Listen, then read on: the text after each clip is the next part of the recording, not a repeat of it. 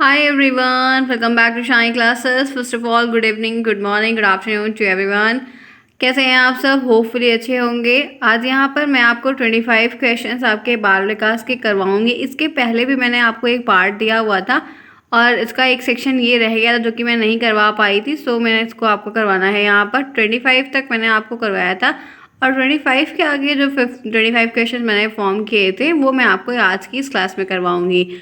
तो चलिए शुरुआत करते हैं अपनी इस क्लास की। इस वक्त आप जुड़े शालिनी क्लास साथ, मैं हूँ शालिनी। आप सभी का यहाँ पर स्वागत करती है। कोई प्रॉब्लम होती है तो आप पूरा वीडियो पहले एंड तक देखिए, फिर आप मुझे बताइए कि ये चीज़ें आपको दिक्कत कर रही हैं, तो वो हम उसको मीट आउट करने का, सोल्यूशन निकालने का पूर्ण प्रयास करेंगे। और पहली बार अगर आए तो चैनल को सब्सक्राइब करिए, वीडियोज़ को लाइक करिए, दोस्तों में शेयर करिए।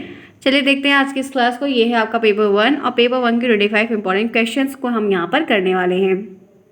चलिए देखिए, बहुत अच्छे अच्छे क्वेश्चंस मैंने लिए, एकदम शॉर्ट एक एक टाइप के, ताकि आपको याद हो। और 26 से काउंटिंग इसीलिए क्योंकि 25 तक मैंने आपको ऑलरेडी पहले पार्ट 1 में करवा दिया है। वो वीडियो अगर आपने नहीं देखा है आप देख सकते हैं, आपको टेलीग्राम पर भी मिल जाएगा, वहाँ पर भी। नहीं तो आपको ये चीज़ें आपको प्लेलिस्ट में मिल जाएंगी बाल विकास की।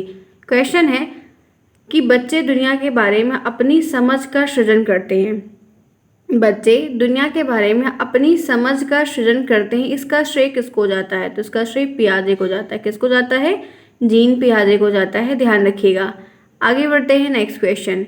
तो यहाँ पर है 27 क्वेश्चन, परिवार कैसा साधन होता है? परिवार कैसा साधन होता है?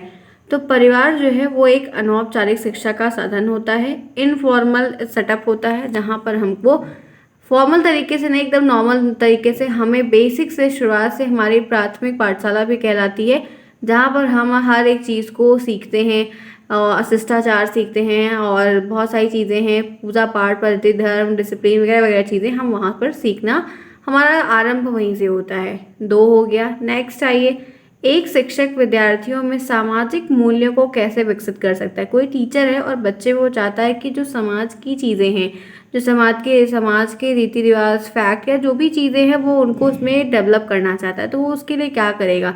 तो सबसे बेस्ट एग्जांपल है आदर्श रूप से बर्ताव करके। आपको भी उसी तरीके से व्यवहार करना होगा जिस तरीके से आप उसमें डेवलपमेंट करना चाहते हैं। अगर आप बच्चे को अनुशासित रखना चाहते हैं कि वो अनुशासन में रहे, तो पहले आपको खुद को हर चीज़ को अप्लाई करना होगा अपने ऊपर, देन आप किसी को कह सकते हैं कि आप भी स्वयं इसी तरीके से करिए। ठीक है, दूसरों को कोई चीज़ करवानी है तो पहले स्वयं आप चेंज करो, तब वो आपके अपने आप वो चीज़ें चेंज हो जाती हैं। तो इसी तरीके से अगर हम बात करते हैं सोशल के फैक्ट्स को, सोशल मूल्य वैल्यूज जो होती हैं, सिर्फ वही नहीं, आपको किसी भी सेक्शन के या किसी भी कुछ भी है आपको करवाना, तो पहले आप उसको खुद पे करो, फिर बच्चे देखा देखी, क्योंकि बच्चे अनुकरण करके सीखते हैं, तो बच्चे उसको अपने आप ही सीख जाएंगे अगर आप ऐसा स्वयं कर रहे हैं तो। नेक्स्ट आइए 29, कौन सा सिद्धांत व्यक्त करता है, दर्शाता है कि मानव मस्तिष्क से बर्फ की बड़ी सी चट्टान के समान है, जो छिपी रहती है और चेतन भाग 3 स्तर, और उसमें चेतन के 3 स्तर होते हैं। ये एक टॉपिक है, ध्यान रखिएगा। इसको कई अलग अलग तरीके से पूछा जाता है। वो ये कहता है कि बर्फ का एक टुकड़ा जो है वो ऊपर दिखता रहता है, शेष 90% भाग जो होता है वो पानी में डिप रहता है। ये कभी कभी इस तरीके से भी पूछा जाता है और कभी इस तरीके से, कि एक सिद्धांत है जिसको आप टारगेट एग्जाम में भी देखेंगे, हो सकता है इसमें भी आ जाए। उस सिद्धांत का नाम है मनोविश्लेषणात्मक सिद्धांत। मनोविश्लेषणात्मक सिद्धांत में ये कहता है कि मानव मस्तिष्क का भार जो है, मानव मस्तिष्क का एक बार बर्फ की बड़ी सी चट्टान के समान है और वो 1% ऊपर रहता है, 6% पानी में ढका रहता है। तो उसी तरीके से ये वो सेम चीज़ आपको 2 तरीके से पूछ सकती है। आगे बढ़ते इसी के साथ नेक्स्ट देखते हैं। 30 मन का मानचित्र किससे संबंधित है? मन का जो मानचित्र होता है वो किससे रिलेटेड होता है, किससे इंटरकनेक्टेड होता है? तो मन की क्रियाशीलता पर अनुसंधान से, ठीक है, मन की क्रिएटिविटी से, मन में जो थॉट्स हैं, मन में जो चीज़ें हैं, उनके बेसिस पे ये संबंधित होता है, उनसे रिलेटेड होता है, तभी वो हर एक कार्य को हम कर पाते हैं। नेक्स्ट आइए, किसको एक अभिप्रेरित शिक्षण का संकेतक माना जाता है? किसको हम एक अभिप्रेरित शिक्षण का संकेतक मानते हैं? तो विद्यार्थियों द्वारा जो प्रश्न पूछा जाता है उनको हम मानते हैं, क्योंकि उनके बेसिस पे कभी कभी हमें ये रहता है कि हम कैसे कैसे चीज़ों को देख कर जाएं, या क्या क्या चीज़ें हमें वहाँ पर इंडिकेट करनी है, क्या हमको पता नहीं। टीचर भी जब पढ़ते हैं पढ़ाते हैं तो बहुत सारी चीज़ों को देख कर जाते हैं कि क्योंकि एक डर रहता है कि शायद कहीं फंस जाएं, इससे अच्छा देखते हैं, समझते हैं और वो एक क्वेश्चंस के द्वारा पूछी गई चीज़ों से अभिप्रेरित भी होते हैं और एक इंडिकेशन भी होता है कि हमको इस तरीके की प्रिपरेशन करके जानी है या बच्चों को बतानी है। आगे चलिए, अवधारणाओं का मुख्य रूप से किसका हिस्सा है। जो अवधारणाएं होती हैं, जो कॉन्सेप्ट होता है वो किस चीज़, वो बौद्धिक विकास के लिए होता है। आपकी कोई चीज़ है, कोई बेसिक चीज़ें हैं जिसके बेसिस पे आप कुछ फॉर्म करना चाहते हो तो वो आपके इंटेलिजेंट के डेवलपमेंट के लिए काफ़ी अच्छा है। बच्चों का मूल्यांकन किसके द्वारा होना चाहिए। बच्चों का जो एक मूल्यांकन है वो किसके थ्रू होना चाहिए। तो राइट आंसर है कि सतत और व्यापक, दो तरीके से मूल्यांकन होता है। तो एक हम सतत तरीके से कर सकते हैं, एक व्यापक तरीके से कर सकते हैं। ये आपके थर्ड सेमेस्टर में लगभग पूछा जाता है। उसमें शैक्षिक मूल्यांकन का एक सब्जेक्ट पूरा है, उसमें आते हैं, लेकिन फिर भी ध्यान रखिए। नेक्स्ट है सतत और व्यापक मूल्यांकन में व्यापक मूल्यांकन शब्दावली का मतलब क्या होता है। तो इसका मतलब है कि शैक्षिक और शैक्षिक क्षेत्रों का मूल्यांकन, मतलब जो पढ़ाई से संबंधित टॉपिक है उसका तो आप एनालिसिस करो कि कितना आया कितना नहीं आया, लेकिन और भी जो चीज़ें हैं और जो सब्जेक्ट है उनको भी आप ज़रूर से ज़रूर जांच लो। क्योंकि जैसे आप एक पेपर में एक सेमेस्टर में 8 सब्जेक्ट पढ़ रहे हैं तो सभी तो आपको तैयार नहीं है, तो सभी का टेस्ट तो करना ही, लेकिन एक मेन होगा, बाकी से ये चीज़ें और हम इर्द गिर्द देख लेते हैं। ठीक है, नेक्स्ट आइए 35। कक्षा में जो विद्यार्थी प्रश्न पूछते हैं उन्हें क्या कहेंगे। तो कक्षा चर्चा में भाग लेने के लिए प्रोत्साहित किया जाना चाहिए। ठीक है, कक्षा की क्लासरूम में उनको चर्चा करने के लिए उनको प्रोत्साहित करो कि वो भी हर चीज़ में पार्टिसिपेट करें, हर चीज़ में बैकआउट ना हो, पीछे ना हो। आप उनको कहेंगे तो वो पढ़ेंगे, बातों को ध्यान से सुनेंगे और अपने प्रश्न भी लेकर आएंगे कि हमें ये चीज़ उनसे पूछनी है। जो बच्चा नहीं पूछता है, जो पढ़ता नहीं वो पूछता नहीं, उसके पास फिर सवाल नहीं होता, सवाल वही करता है जो पढ़ता है। ये बात ध्यान रखिएगा हमेशा। क्वेश्चन उसी के दिमाग में बनते हैं जो पढ़ रहा है। नेक्स्ट देखिए, आप किसी को तर्क वितर्क करना है तो वो अलग बात है। कक्षा में विद्यार्थियों की रुचि बनाए रखने के लिए एक शिक्षक को क्या करना चाहिए। अगर क्लासरूम में आप चाहते हैं कि बच्चे इंटरेस्टेड तरीके से उस चीज़ को देखें, समझे, जाने, तो एक टीचर को क्या करना चाहिए। तो प्रश्न पूछते रहना चाहिए। ठीक है, क्वेश्चंस को पूछते रहना चाहिए, क्योंकि उससे क्या होगा कि बच्चे के मन में रहेगा कि सर अभी ये क्वेश्चन मुझसे पूछ लेंगे। कभी कभी होता है कि सडनली हमें रीडिंग करते दौरान बोला जाता था कि खड़े हो और तुम पढ़ो, कहाँ से लाइन है, अगर बच्चा ध्यान को लाइन से नहीं देख रहा तो फंस जाता था और उसको मार पड़ती थी। ऐसा होता था, बहुत बार हुआ है, हम लोग के साथ भी ऐसा होता था। हम लोग रीडिंग जब होती थी क्लासरूम में तो देखा करते थे। तो वैसे ही बच्चा, अगर टीचर को चाहिए कि बच्चा इंटरेस्टेड रहे तो आपको उससे क्वेश्चन पूछना। आप क्वेश्चन पूछेंगे, वो अपने दिमाग को दौड़ाएगा और काफ़ी, मतलब एक बच्चा आंसर देगा, आप उसको वेरी गुड, वेल डन ऐसी शाबाशी देंगे तो सामने वाला बच्चा भी सोचेगा कि मैं भी आंसर करूँ और मुझे भी ऐसी चीज़ें मिलें, ऐसे कॉम्प्लीमेंट्स मिलें, तो काफ़ी अच्छा रहेगा। क्योंकि प्रश्न पूछना एक अच्छी टेक्निक होती है। और उसी चीज़ से पूछो जो आप पढ़ा रहे हो या आपने पढ़ा दिया है। 37 पे आते हैं। नेक्स्ट देखते हैं, विद्यार्थियों की रुचि को बनाए रखने के लिए शिक्षक को, अच्छा ये रिपीट हो गया, चलो कोई नहीं।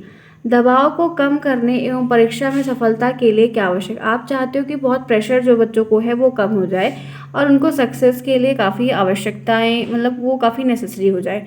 तो कम अवधि की परीक्षा में नियंत्रण करो। ठीक है, कम अवधि की परीक्षाओं में नियंत्रण करो। आपको ये चीज़ थोड़ा ध्यान रखनी होगी, चीज़ें हो जाएंगी, आसान है। हम और भी बहुत चीज़ें कह सकते हैं, उनको अभिप्रेरित कर सकते हैं या मैनेजमेंट अच्छा करवा सकते हैं, चीज़ें प्रोवाइड करवा सकते हैं। ठीक है, नकल करने के लिए नहीं, मतलब सुविधा के लिए। 38, वाइगोत्स्की बच्चों में सीखने में किस कारक की महत्वपूर्ण भूमिका निभाते हैं। मैंने हमेशा आपको बोला है कि वाइगोत्स्की साहब का अगर नाम आता है, अगर वाइगोत्स्की साहब जी का जिक्र बिल्कुल भी हो रहा है तो कुछ नहीं सोचना, एफर्ट नहीं करना, सिर्फ आपके दिमाग में एक थॉट पॉइंट क्लिक करना चाहिए, वो है सामाजिक। Social social social social social, Vygotsky social, कुछ और टॉपिक पे जाना ही नहीं। आंख मूंद के आपको इसको टिक करना है और आंख मूंद के ही इसी सामाजिक पे बात लिख देनी है। अगर वाइगोत्स्की से प्रश्न पूछा और उसी जगह अगर चॉम्स्की से पूछा जाए, वाइगोत्स्की और चॉम्स्की, नॉन चॉम्स्की, तो भाषा भाषा भाषा भाषा भाषा भाषा, सिर्फ भाषा, बल्कि कुछ मत याद रखना, कुछ भी नहीं याद रखना। टिक करने को भी बहुत आता है, लिखने को भी बहुत आता है। नेक्स्ट, किसके अनुसार शारीरिक मानसिक बौद्धिक विकास की प्रक्रिया है। किसके अनुसार शारीरिक मानसिक और बौद्धिक विकास की प्रक्रिया है।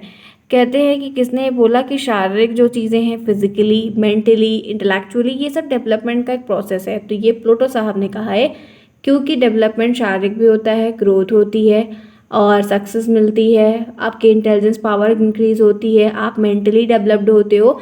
तो ये विकास की एक अच्छी प्रक्रिया है। आगे बढ़ते हैं इसी के साथ नेक्स्ट 40 पे देखते हैं, एक आदर्श अध्यापक में पाए जाने वाले गुण क्या है। एक आइडियल टीचर में पाए जाने वाले वो सारे गुण बताने हैं। तो लोकतांत्रिक दृष्टिकोण हो, ठीक है, किसी के लिए भेदभाव ना हो, विषय वस्तु पर अधिकार हो कि हाँ ये चीज़ें पढ़ाई जानी है, इसके बारे में देखना है, इसके बारे में चर्चा करनी है, इस पर क्वेश्चंस करना है, इस पर सिखाना है, इस पर जोर देना है, इस पर इम्प्रूव करना है, इस पर कंठस्थ करवाना है टॉपिक को। बाल मनोविज्ञान का ज्ञान हो, एक पूरी चाइल्ड साइकोलॉजी का अच्छे से ज्ञान हो कि हमें सभी बच्चों को कैसे साथ में लेकर चलना है, कैसे सबका विकास करना है, कैसे सबको मन लगाना है, कैसे सारे लोग का। तो ये टीचर को ज्ञान होना चाहिए। और ये ज्ञान हमको इस बाल मनोविज्ञान जो हम धीरज में पढ़ रहे हैं, इससे हम बहुत कुछ सीखते हैं कि छोटे बच्चे को हमें कैसे हैंडल करना है, क्योंकि प्राइमरी में हमको 5th तक के ही बच्चे मिलेंगे और उनको ही पढ़ाना है, उन पे ही काम करना है। आगे बढ़िए नेक्स्ट देखिए, 20वीं शताब्दी बालक की शताब्दी किसने कहा। कथन के प्रश्न आते हैं और आपने बहुत बार बोला है कि मैम कैसे ट्रिक करें। तो देखिए जैसे 20वीं शताब्दी, एक एक शब्द उसमें से पकड़ लो, 20वीं शताब्दी, बस 20वीं शताब्दी जहाँ पर भी दिखे। 20वीं शताब्दी की बातें किसी ने भी किसी भी परिभाषा में नहीं कही है, टट में भी नहीं है कि सोचो किसी ने कहा नहीं। क्रो एंड क्रो, सिर्फ ध्यान रखना 20वीं शताब्दी क्रो एंड क्रो साहब, क्रो एंड क्रो, इसीलिए इनको सम्मान देती हूँ। हमेशा मैं स्किनर साहब, BF साहब, JP आजे साहब, ये साहब वो साहब बोलती हूँ, क्योंकि आप देखेंगे तो चीज़ें अब ऐसे क्रो क्रो बोलो तो अच्छा भी नहीं है। इससे अच्छा है कि अगर 20वीं शताब्दी की बात आपसे कह रहा है तो क्रो एंड क्रो साहब। तो ये आपको 20वीं शताब्दी से अपने दिमाग में एक टॉपिक को एक शब्द पकड़ लो, उसी को उसी पे लेकर चलो, तो ऐसे सब में पॉइंट आउट कर लो।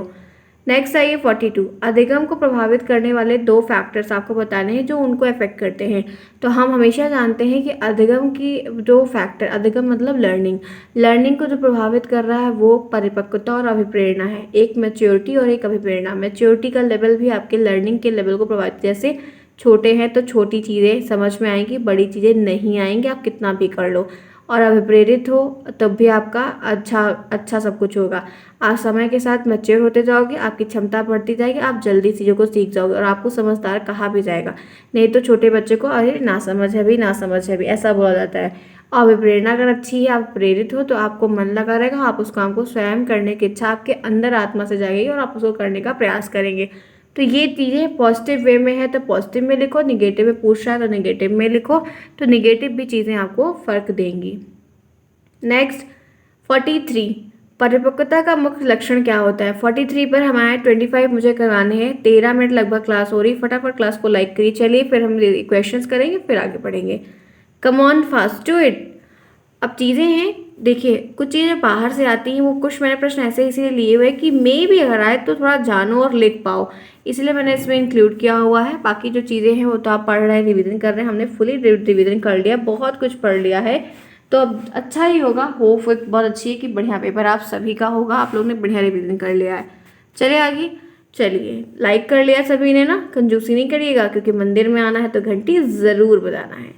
परिपक्वता का मुख्य लक्षण क्या होता है मैच्योरिटी का, तो सशक्त होना, अधिग्रहण करना, धारण करना, जल्दी समझना, कैप्चर करना, ग्रहण करने की क्षमता होना, तत्पर होना, ठीक है, समझदार होना, बौद्धिकता का अपना इस्तेमाल करना, परिस्थिति के हिसाब से समायोजन करना, सिचुएशन के हिसाब से खुद को ढालना, अंडरस्टैंडिंग देना, सिचुएशन को आकलन करना, प्रॉब्लम को सॉल्व करने का क्षमता रखना, निर्णय लेने का एक क्षमता रखना कि आपको क्या करना चाहिए, अपने लिए सोचना, ठीक है। ऐसे बहुत सारी चीज़ें हैं जो आपके मैच्योरिटी के लक्षण को प्रदर्शित करते हैं, ये पता चलता है कि आप मैच्योर हो रहे हैं। नेक्स्ट आइए 44, अधिगम प्रक्रिया को किसकी आवश्यकता होती है। तो अधिगम प्रक्रिया को अभ्यास करने की, क्योंकि प्रैक्टिस मेक्स मैन परफेक्ट, जितनी आप प्रैक्टिस करेंगे उतने आप प्रखर होते जाएंगे। प्रेरणा देने की, मोटिवेशन बहुत इंपॉर्टेंट होता है। काम करने की, एक्टिविटी करने की, पार्टिसिपेट करने की, हर एक्टिविटी खुद से करने की, और अनुभव किया। आपके छोटे से एक्सपीरियंस, छोटे छोटे अनुभव हमको बहुत ऊंचाई पर ले जाते हैं और हम उनको फिर लोगों की सलाह से और अपने ब्लेसिंग से फिर आगे अच्छे से कर ले जाते हैं, क्योंकि सपोर्ट जो होता है वो सबसे बड़ा जो है आपका हेल्पफुल होता है हर चीज़ के लिए। नेक्स्ट, परिपक्वता किससे प्रभावित होती है, प्रजातीय प्रभाव से, ठीक है। मैच्योरिटी जो होती है वो प्रजातीय प्रभावों से बहुत ज़्यादा इफेक्ट होती है। अगर बहुत गंदा है तो मतलब बहुत अलग तरीके से है तो बहुत उसका प्रभाव पड़ता है। नेक्स्ट, किशोरावस्था की प्रमुख अवस्थाएं क्या होती है। इसकी 3 अवस्थाएं होती है। एक शारीरिक होती है, एक किशोरावस्था की कितनी आवश्यकताएं होती हैं। तो एक शारीरिक आवश्यकता है, नीड है, नेसेसरी है, मनोवैज्ञानिक चीज़ें हैं और सामाजिक आवश्यकता है। सबसे ज़्यादा जो होती है वो शारीरिक होती है, क्योंकि हष्ट पुष्ट तंदुरुस्त एकदम फिट बॉडी से, चाहे वो लड़की हो या लड़का हो, तो वो अगर अच्छा है तो ग्रोथ आपकी अच्छी होगी, आपका दिमाग प्रॉपर तरीके से वर्क करेगा और सही रहेगा। और सामाजिक चीज़ें भी उस समय आ रही थी, क्योंकि उस समय जब हम किशोरावस्था में आते हैं तो हम और चीज़ों को ध्यान रखने लगते हैं, स्टेटस को ध्यान रखने लगते हैं, बिहेवियर को ध्यान रख, नेचर को ध्यान, कल्चर को ध्यान रखने लगते हैं। तो ये सारी चीज़ें हमें उस समय बहुत ध्यान रखनी पड़ती है कि खुद के लिए कैसा चाहिए, खुद दूसरों के लिए कैसा करना है। नेक्स्ट, किशोरावस्था में निर्देशन की आवश्यकता किस क्षेत्र में होती है? तो व्यक्तिगत क्षेत्र में भी होती है, बिल्कुल होती है। व्यक्तिगत इंसान को, पर्टिकुलर इंसान को इम्प्रूव करने के लिए, बताने के लिए। शिक्षा के विभाग में भी होती है और व्यवसाय के विभाग में भी बहुत होती है। हम सलाह लेते हैं, विचार विमर्श करते हैं, क्या करना चाहिए, कैसे करना चाहिए, किस फील्ड में सही स्कोप होगा, कहाँ रास्ता बनेगा। व्यक्तिगत भी हमें पूछते हैं, अच्छा क्या दिक्कत है, क्या प्रॉब्लम है। अक्सर जब हमें डांट पड़ते हैं, कुछ ही होता है, तो हम कहते हैं अच्छा हमारी दिक्कत क्या है, गलती क्या है।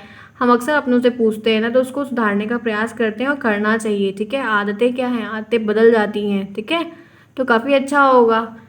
तो ये आपका 47 तक हो गया। आगे बढ़ते इसी के साथ, शायस्तावस्था सीखने का आदर्श काल है। अब जैसे ये परिभाषा है तो आपको पढ़ते पढ़ते तो रट जाती है, याद हो जाती है, लेकिन अभी अभी क्या सीखना है। तो आदर्श काल एक टॉपिक की, मैंने कहा कि हर एक कथन के प्रश्न से एक वर्ड को पकड़ लो। तो किसने कहा है? वैलेंटाइन ने कहा है। किसने कहा है? ये कथन आपका वैलेंटाइन ने कहा है। बहुत बार पूछा जाता है, इसलिए ध्यान रखिएगा। नेक्स्ट देखते हैं, किशोरावस्था को तनाव तूफान की किसने कहा? आपको हमेशा पता है, स्टेनी हॉल ने कहा। तो ये कुछ चीज़ें ऐसी होती हैं जो हमें याद हो जाती हैं। नेक्स्ट आइए 50 पे चलते हैं। संवेग किस पर डिपेंड होते हैं, आधारित होते हैं? तो इमोशंस जो होते हैं वो सामाजिक विकास पे, समाज की अवस्थाओं पे, समाज की उस कंडीशन में, परिस्थिति पे, शारीरिक विकास पर, मानसिक विकास पे, बौद्धिक भी कभी कभी आ जाएगा इसमें। उस पर डिपेंड करते हैं कि हम कैसे, किस परिस्थिति में कैसे संवेग को प्रदर्शित करते हैं। क्लियर? तो फ्रेंड्स, आपके 50 क्वेश्चंस का PDF ये हो गया होगा। ये टेलीग्राम पर आपको मैंने पहला वाला भी दिया था, ये भी हम दे देंगे। तो आप ज़रूरी नहीं कि इसको लिखिए, बस क्वेश्चंस को देख लीजिए। लिखना हर चीज़ इंपॉर्टेंट नहीं होता है, ठीक है। मगर आता है तो बढ़िया है, अच्छे, इसमें से कई सारे प्रश्न आएंगे तो आप ऐसे प्रश्नों को कर सकते हैं। मैं मॉडल पेपर बना दी, वो जैसे कंप्लीट होगा तो मैं आपको डेली फिर इस तरीके से क्वेश्चंस, मॉडल पेपर जितना बेस्ट हो पाएगा वो मैं आपको सारा रिवीजन करवाने का पूर्ण प्रयास करूंगी। और आप लोग पेपर जो सॉल्व करने के लिए कह रहे हैं वो आप लोग स्वयं पेपर, मैं पेपर सॉल्व करने के टारगेट इस बार नहीं, क्योंकि पेपर की इमेजेस क्लियर नहीं मिलती है। देखते हैं, पॉसिबल होगा तो हम वो भी करवा देंगे, अदरवाइज आप लोग पेपर स्वयं सॉल्व करिए, क्योंकि सीरीज में हमने सारी चीज़ों को रिवीजन कर लिया है तो हमारे क्वेश्चंस वहाँ पर भी हो गए हैं। और इस तरह के क्वेश्चंस हम आराम से कर, क्योंकि मुझे ये PDF बनाने में काफ़ी आसानी होती है और मैं आसानी से फिर हर चीज़ को अरेंज कर पाती हूँ। इसी वजह से कि आपकी फिर एक क्लास अगर लेनी है तो बता दो, एक में करना हो, सिर्फ एक दिन भर में एक ही क्लास होगी, तब फिर मैं पेपर के लिए सोचूँ, क्योंकि पेपर बनाऊँ फिर करवाऊँ। अदरवाइज फिर मैं, अगर आप चाहते हैं कि मैं 3-4 क्लासेस आपके लिए करूँ हर डिफरेंट सब्जेक्ट की, तो आपको कुछ चीज़ें मेरी भी मेरे अकॉर्डिंग चलनी होंगी। ठीक है, आई होप सो प्रॉब्लम नहीं है। क्वेश्चंस उसमें भी वही हैं, इसमें भी वही हैं, तो बेस्ट रहेगा। चलिए फ्रेंड्स, मिलते हैं फिर नेक्स्ट में, तब तक के लिए take care, bye bye, see you soon. कोई प्रॉब्लम होती है तो आपको कमेंट बॉक्स में मुझसे पूछना है, तभी उस चीज़ का रिप्लाई आपको मिल पाएगा। Bye bye.